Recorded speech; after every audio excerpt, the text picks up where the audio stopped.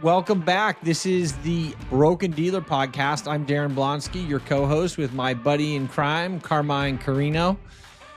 How's it going? Without the crime? Yeah, it's great, buddy. How you doing out there in Hailstorm, California?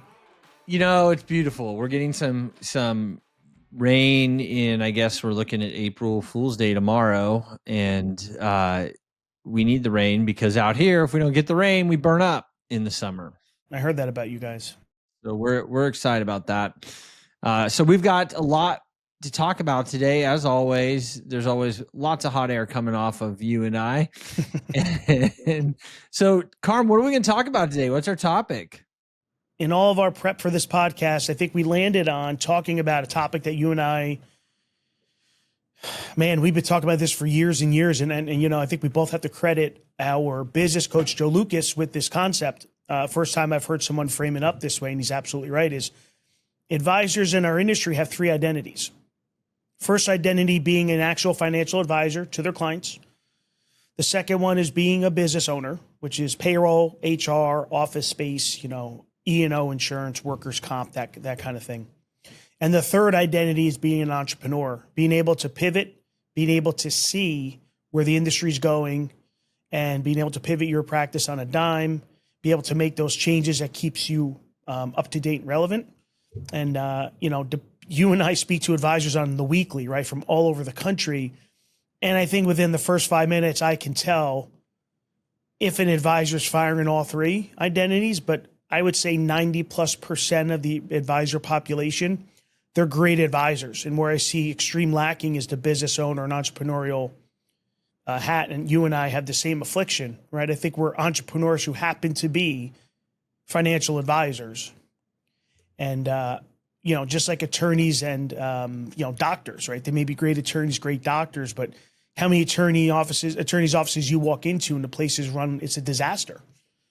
Have you heard of the book E-Myth, Carm? Yes. Mm-hmm. So E-Myth uses this analogy in that book, and I think we referred to it in our book. I forget if we did. Brilliance, Daren, brilliance. But we talk about how, you know, grandma's great at making pies. They talk about it in the E-Myth. And so everyone says, oh, you got to sell your pies. And then when she goes to sell her pies, it realizes like, hey, I'm not good at selling pies. I'm just good at making the pies. And they're two distinct skill sets. And so if you look at what pie making is in our business, it's really, you know, identifying the financial markets, understanding the markets, and then translating the markets to help clients invest in things that will help them get to their financial goals. That's the pie making process. And the sales process is that of going out and finding people that want you to give them advice and want to work with you. And that's another distinct skill set and a different skill set. And there's a lot of really, really great financial advisors who are just not good business people. And that's perfectly okay. And I think we want to be careful in saying that, like, hey, you have to have all three identities to be good, quote unquote. I don't think that's true. I think it's just about clarity, right? Clarity of what your preference is. And if you're the type of person that just loves making financial plans all day and going through that and explaining what portfolio allocations are, that's not a bad thing. That could be a great thing. Because there's other advisors out there that absolutely stick a fork in my eye. I'm personally that way. I don't mind doing it. It's okay. But I love chasing the deal. I love going after new clients. I love building the empire, as they say. And that really fuels me in the morning. And I love the creative energy behind that. And advising part's fun, but it's not my soul. And that's when I think what you meant, Carmine, when you said we're entrepreneurs in our medium of expression effectively is being financial advisors, right? So I think being clear about that's really, really important for us as individuals before you embark on going independent. So Carm, how did you come about that realization in your own world and realize like, wow, this is what I like doing. This is what I'm passionate about versus why did you not decide when you left the firm you were at to just not go plug into some other firm that would handle all the back office stuff for you and build things for you, and then you could just be an advisor? What was that delineating decision point for you? Well, let's back out that I started my first business when I was 14, and I've always had the entrepreneurial spirit. Things made sense to me very quickly when it came to making decisions around running an entity. And I don't know why, and I don't know how. My father was not in a business owner. Neither were either of my grandparents. So it was very weird in the beginning where I became this advisor and with this large company, but every chance I was able to take, oh, I can get my own office space, I was out of their office within months. I can hire my own staff. I hired my first staff person. I was 7 months in the business, paying her on my own before I had the money to even pay her. And when I was working out of a cubicle, oh, I can have my own DBA. I could pay for my own website. Great. I did it as soon as I was eligible within that constrained environment. So whenever you gave me an entrepreneurial inch, I took a foot. And when it came time to break away, believe me, I looked at options to bolt on, because building out an RIA is, we're 5 years in. It'll be 5 years May 4th. We're still building it out. We're still making changes. We're still hiring people and consolidating tech, adding new tech. So there's a lot of work. And we talk about this, and you want to open up your own, you want to go under your own shingle, open up your own entity, 30 to 40% of your time will be devoted to running and maintaining an entity. Now, if you're okay with that, that's fine. I knew that coaching and consulting and mentoring advisors was in my blood. I was in the insurance company world, and they were big in the $1 Million Roundtable. So I qualified for that $1 Million Roundtable my first year in the industry in 2004. How do you know you work for a broker? There's such a thing as a $1 Million Roundtable. Yeah. And I think that was a very insurance focused membership group. If you were an MDRT member, that meant the world, right? That's all I cared about. I remember I started in November of 2003, and I remember in 2004 what it took in commissions to qualify, because I had read a stat right before I started in the industry. It said, hey, if you qualify for the $1 Million Roundtable your first year, you have a 98% chance of staying in the business forever. My fear was I was leaving a job with a good salary and I didn't really have to work that hard. If I could just make this number, then I know I won't have to look for another career. 67,400. That was a number. To this day, I still remember. That was what I had to do in commissions in 2004 to qualify for that $1 Million Roundtable, which made me eligible to be what's called an MDRT mentor the following year. And since 2005, I've been mentoring multiple agents, advisors, not getting paid a dime, because I did it with the MDRT program. They didn't pay for anything. And I did it, and I loved every minute of it. So when it came to the point of bolting on or starting my own coaching and consulting, and at that time we had multiple advisors at Cornerstone that I've been helping grow, that's my dopamine release, and still is today. So I said, well, if I want to build out a team, I have to do it. I have to build it on my own. So about a year before we went independent is when we started building our infrastructure. But it was really default by, what my vision, what my passion is, and still is today. Yeah, that is interesting. I found that to be very similar in a lot of brokerages. That's one of the hooks I think that brokerages use, that mentorship thing, when you're a really successful advisor. And I think in some ways it feeds the ego, right? If all of a sudden they're giving you, oh, you can mentor these people for us, and guess what? We're not going to pay you a dime to do it.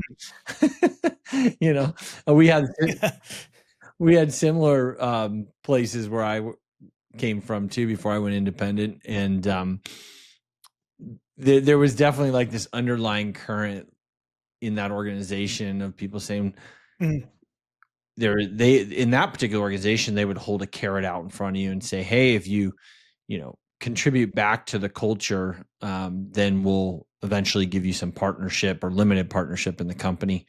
And that was how they kind of induced you to participate and to teach. And as I used to say, distribute the green Kool-Aid. But yeah, so it's interesting how similar some of these brokerages function. But going back to this idea that how do you know you're meant? Because I think there's entrepreneurship and there's intrapreneurship, and it's okay to be an entrepreneur, right? To really build a business internally in something, and it's okay to be an entrepreneur, where you want to create stuff. I personally love, and it sounds like you do, and really what fed you was creating team members and helping people be successful. And that's been a big part of my practice, is really creating a talent engine. All the individuals I've trained coming out of different institutions, out of different careers, out of college, and helped get them going in their career. And then the ones that really fit well have stayed around, and others have moved on to different things. But creating that talent engine, I think, is a secret sauce for creating a successful organization. The successful entities like yours and mine, I've noticed that one of the key things is you have to be willing to train, develop, enhance the people you work with. And that really changes the dynamics and success of the organization. So understanding what's true for you, right? And it's funny because you're telling me I had my first business at 14. I was just at a family event a couple weeks ago, and one of our family friends said to me, like, "Hey, remember when you used to go clip the flowers your mom had in the garden, and you try and sell them on the street, and then you try and get us to help you sell them?" And that was like at 10 or something, right? So it's been in me from the very get-go, and the idea that you could chase and create and build and then make money doing that, like, that was amazing to me. And I love that process, that entrepreneurism that can create something really cool in one's life. And I think that's the opportunity set here, right? Like, this is an incredible business to be an entrepreneur in. Incredible. But I think you also have to ask yourself, like, do you want the challenge? Because it is a challenge of setting up systems and tech stacks and processes and hiring people and bringing them in and training them. That's a challenge. And it comes with headaches too, right? And stress. But it also comes with what I find more fulfilling, the self-actualization of it, right? Like, I get to self-actualize through this event or through this experience. And I really enjoy that. We think of these three identities when you really drill down, like, to be a good advisor, what are like the key attributes? And what I've seen, if you're an advisor with any level of success, so which means you're probably in the business 5+ years, doesn't matter what your revenue is, but you've survived 5 years, you're pretty much, you've exhibited enough of what you need to be able to deliver to your clients to stick around for 5 and actually grow during those 5 years. Let's assume there's some level of growth. And the one thing I would say, well, there's a couple things, is number one, as a successful advisor in that one identity, you have to prospect. Because you can have all the letters after your name, you can have all these degrees and whatnot, but if you're not able to get in front of potential new clients, you're not going to last long, right? And the second one is you got to be a great communicator. Because if you're breaking down some kind of sophisticated investment strategy or financial plan, if you don't have the ability to boil that down to English, then without being able to communicate and not be able to prospect, to get in front of people to communicate, that first identity would be very hard for a newer person coming into the business. When we talk about being the business owner, it's really about not leading, it's inspiring. Being a leader is, you have to inspire your staff. You have to be able to create a vision and be able to hire. And here's something too. When I run into an advisor that their biggest problem is retention.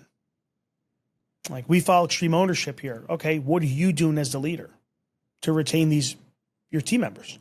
And 9 out of 10 times is that they're not taking ownership on the fact it's their responsibility to train. It's their responsibility to check in and make sure everyone's good, and if they need additional training or additional support. And it's their responsibility to get rid of someone that's should not be in the organization. There's all these things, and more times than not, it really falls on, things that the owner's not doing. I was an accidental business owner. When I started, this insurance company said, hire staff, hire staff, hire staff. Now, what they were saying was, we're so inefficient, we need you to do this work because we're not going to do it. That's literally what now I've interpreted what that meant. But I wasn't a leader at my job before. I had no idea how to do it. I was completely an accidental leader. And following now framework that we have through Extreme Ownership and Echelon Front. Now we have the framework not just for me, but for everybody. And then the third is that entrepreneur. Some of the key attributes there is be able to be the visionary of your firm. Creating a vision isn't enough. You have to get buy-in from your people. Taking risks. So if the industry changed, let's just say there's some countries that went to a fee-only model, right? You're not getting, you're not getting any type of wrap fee. Some people are just paying a flat fee. Now, if you're in a commission transaction world and you had to pivot, that'd be pretty hard.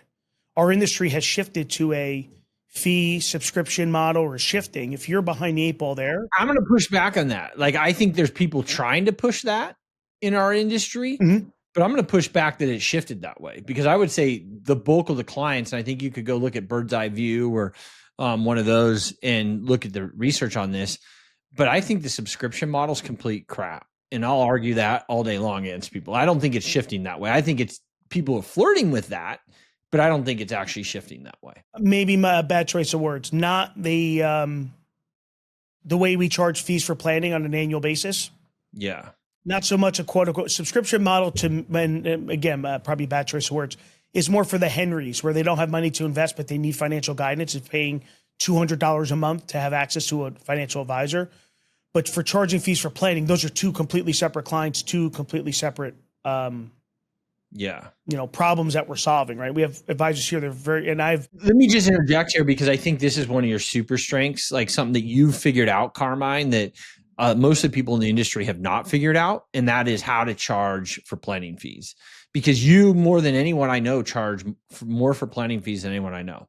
Because you have a model where you do AUM plus planning fees, and so do we. And we dabble in the planning fees piece. I actually don't prefer them. I don't really like doing the planning fees. And there's a reason for that, but we can go that into another episode. But I think you're hitting on also an important point here. And then I want to drop back real quick on something you said about Echelon Front. And sorry to interrupt you. I'm just going to grab pieces that I think are important as we're going here. One of the cool things about independence is you can choose how you want to shape your business model, right? And there's some degree of having to stay in line with the industry, but also some degree of really getting to create the business model that makes sense for you, that you feel confident about, that you feel like you can offer the best service to the client. That actually is a great episode. We should do a whole episode on different models. Like you could do subscription based, you could do and what are all the different ones people are using, and what are the good ones, and what are the trade-offs of them. But you said something about extreme ownership. Hey, here we're extreme ownership. And I know that's really important to you. I know it's really important to some of the other RIAs out there that use that methodology and that approach. That's actually another great episode that we should talk about, and just talk about culture, and talk about how do you set culture as an organizational leader.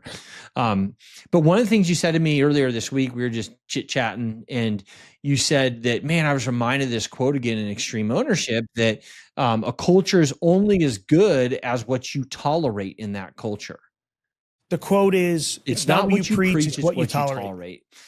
And instantly when you said that, I had like all these things that flashed through my brain of like, oh man, I tolerate this and I tolerate that. And the never ending skeptic in me as a human, and always wanting to self-improve is like, man, that's a really tall order, right? Because if you're not going to tolerate anything in life, like getting rid of all these things, that's tough as a leader, right? And what I've found in running organizations is you can take that approach, but it also comes with trade-offs. Right. And if you're so hardcore about certain things, and you don't compromise, that's a whole nother set of problems. But tell me more about that quote and how that's played real in your organization. We're doing a new round of leadership training through Echelon Front, and it requires us to read Extreme Ownership yet again. Chapter by chapter, there's a workbook, there's some online videos, and then we do every 3 weeks we have a moderating, basically a summary of all the exercises we go through. It's been wildly impactful. So I'm reading Extreme Ownership for the fourth time. 2 weeks ago, the chapter we're supposed to read, and I come across that quote. And it's the fourth time I read this book since 2017. And I would remind everybody, if you read a book that moves you, you got to read it more than once, because I've read that paragraph 3 times, and it totally kind of missed it. you've even said to me, if you come across a book you really like you should have, I don't know if you said these exact words, but what I heard it to be was you should have like a reading list that you do annually, right? It should go in your annual reading deck. And that's one of those books like that, like The Broken Dealer would be, right? Yeah, I mean, 100%. So I have in my OneNote, I have a notebook, and each in there are PDFs for each book that I've read that moved me, with either it's notes that I took on my phone if it was an audiobook in a note app, or it's the highlights of my Kindle that I'll create a PDF, I'll email it to myself and I drop it in. And when I have 20 minutes, half hour to kill or something on between, I don't have my Kindle with me, which I usually have with me, I'll pick a book, 5-10 minute summary, and I'm reading what moved me in the book. Now, rereading this book again, I'm in a different place today than I was in 2017. My staff looks completely different. And like when I read EOS, when I read Traction 10 years ago for the first time, I said, this sounds great, but it's just not for me now. And then we fully adopted EOS in 2020, and we followed it to a T since then. I reread it in 2020. I said, now I get it. Now this makes sense. Carm, do you use one of their facilitators for EOS, or you just self-implement? I self-implemented in 2020, spoke to an implementer, and they told me, you don't need me. The framework's there. You're good to go. So here's something interesting, though. This is what I would challenge people. During our L10 meetings on Mondays, someone's got to lead that meeting. This is the person that's in charge of cadence, scheduling, making sure we don't go down rabbit holes or anything. We have our newest team member being the leader of that L10 meeting, not my COO, not me. So we do not run that meeting. In fact, I don't run any meetings anymore. My two servicing advisors, when we meet once a week, that's their meeting, not mine. They come with their agenda. And that has changed everything. Our meetings are tight. We have weekly ratings. Is that because you're not involved that it's actually changed everything, or just because it creates accountability? Both. So the first part was a joke and the second part was a true question. Both. I think both. I'm not the best person to do that. Yeah. She's created questions we ask it, personal questions we ask in the beginning, we answer as a group. I mean, he took it and ran with it. And he's just graduated college last year. He's 22 years old. And he's graduating up through our internal, we have a path to advisory program. So he'll be a advisor in about 18 months, maybe 2 years full time. Yeah. And we're like, wow, we need to find someone to run these meetings for us. And guess what? It's good. We're hiring 2 new people. And I'm like, it's going to be one of them. It's not going to be, I want the newest person to be running that meeting. And it was phenomenal to see that. I didn't know if it was going to end well, but he holds us all accountable. He creates a task after the meeting, assigns it to everyone, whoever's doing it. He updates our rocks board of where we're tracking. You need that. And it can't be the visionary. I don't think it could be integrator either. I think it's got to be a third party. And I think it's worked very well for us. Well, you bring up a good point. And that's my point earlier about if you want to build a business and you want to be an entrepreneur, like you've got to create a talent engine. So, and if you think about that, like look at the titles. So Carmine Corino, he is the president CEO of Cornerstone Planning Group. I'm Daren Blonski, the president CEO of Sonoma Wealth Advisors or Fermata Advisors. Notice how our names aren't in those names. Mm-hmm. There's a reason. Right. And that's important, right? Because the worst thing you can do if you're going to be an entrepreneur and set things out is go, this is the Corino Group. Because you're basically forevermore telling everyone that what Corino says is most important, and you're not giving people a chance to own and a chance to lead in that organization. And what Carm's doing is so important because this idea of that, hey, we're going to take this 22-year-old out of college and he's going to run the L10 meeting for us. Like that's building capacity, right? So the job of the CEO and entrepreneur is to constantly be building capacity in those other people in their organization, because that's what's going to help it scale up and create the talent for the next generation. Small-minded leaders will put the cap on people, the lid on people, and say, oh, you're an admin, you're always going to be an admin. And you have to create pathways for people to choose to be successful or not. And they can opt in or opt out of that, right? Whether or not they're a fit. Yeah. We just had the video crew come in last week to redo all of our videos and pictures for the site, because we've had a number of new additions, advisors and staff people. And I did one video for under a minute. And the other 6 or 7 videos were all filmed by other advisors at the firm. One on financial planning, our investment management process, retirement plan consulting. I said, you guys do it. No one wants to hear me talk. I'm going to push back on that a little bit. They do want to hear you talk, but they don't want to only hear you talk. They want to, like, as an entrepreneur, you have to let people see their place in the organization. You can't, you've got to be the leader. You've got to set the vision. You've got to be clear. You've got to hold people accountable, just like you hold yourself accountable, just like you pronounce the vision into yourself. But you have to create room for other people's voices to step into the room. And that's what you're doing so great. And that's why the organization, Cornerstone Planning Group, is what it is because he's creating room for everyone to succeed. That's a secret power, man. Most people don't get it. I think you can really look at a leader and say, okay, how much do you spend on personal development? How much do you spend on your staff's personal development? So that's a really good question. I've run into people that don't invest in their people, don't let their people grow into the roles that they may inspire to have. And I think that's why there's a huge retention problem in our industry, is that because, number one, the employees don't have paths. Hey, you're going to start here, but hey, here's the path that we see you on. And we're going to invest in that. Like, we've paid for multiple CFP courses. We send staff people to conferences every year because the more they grow, we grow. And I don't understand when another business owner look at me, go, you spend what? You give your people unlimited time off. You do this. Yeah, of course I do.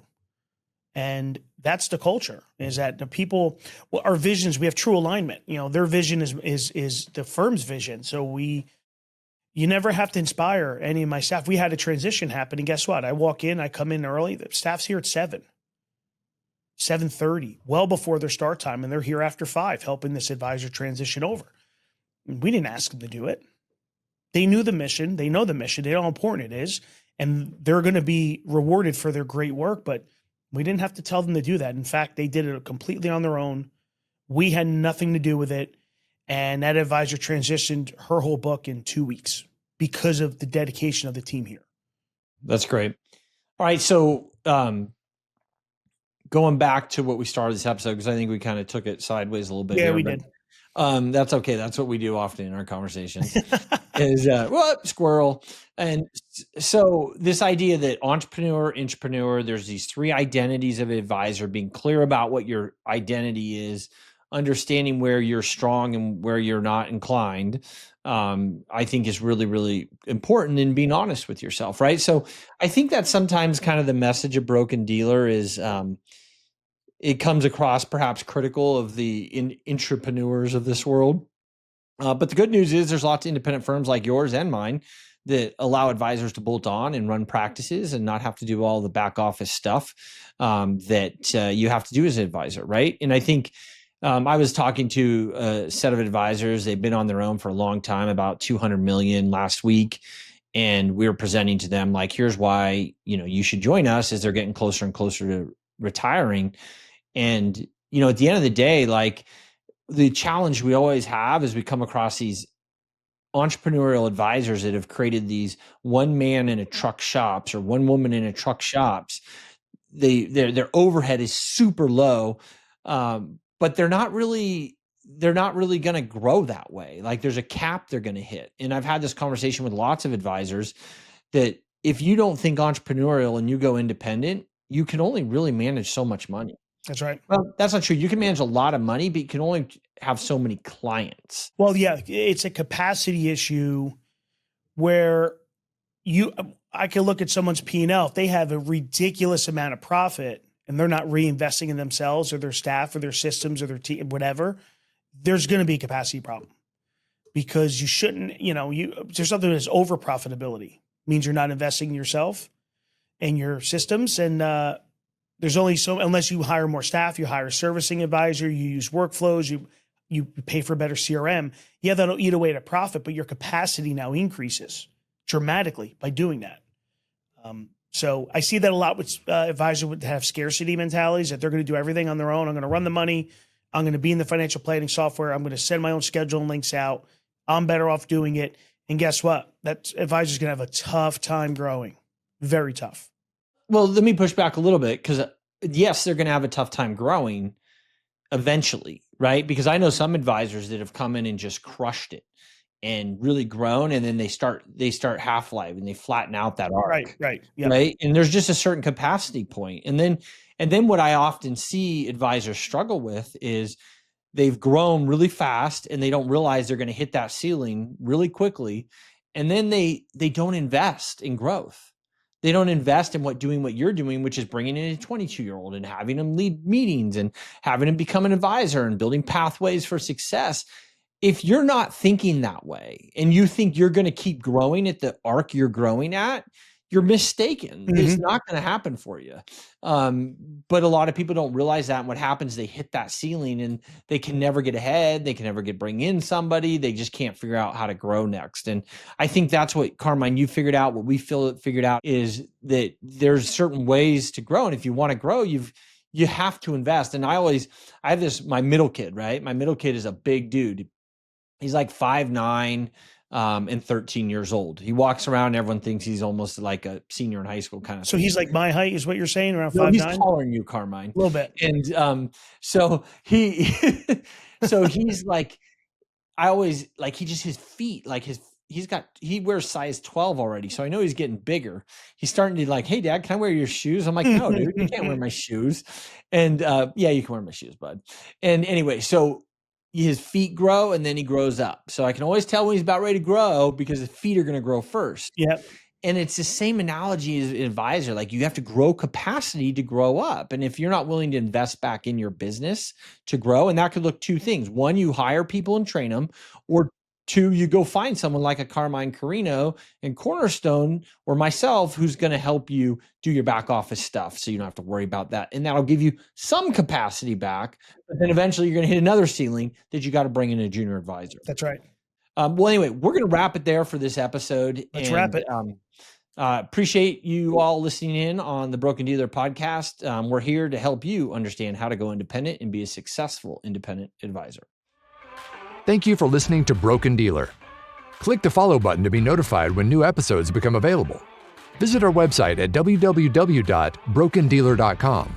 Don't forget to click the follow button to be notified when new episodes become available.